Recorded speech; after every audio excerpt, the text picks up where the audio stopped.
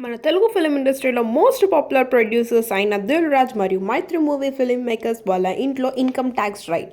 ఈ రైట్ గురించి పూర్తి డీటెయిల్స్ మీకు తెలియాలంటే వీడియో లాస్ట్ వరకు చూడాల్సిందే.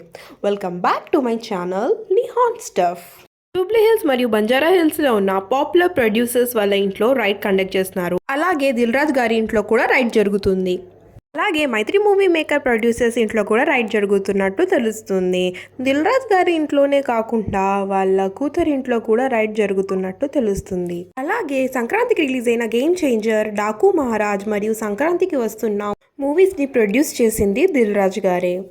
అలాగే పుష్ప మూవీని ప్రొడ్యూస్ చేసింది మైత్రి మూవీ మేకర్స్ అన్న విషయం మనందరికీ తెలిసిందే.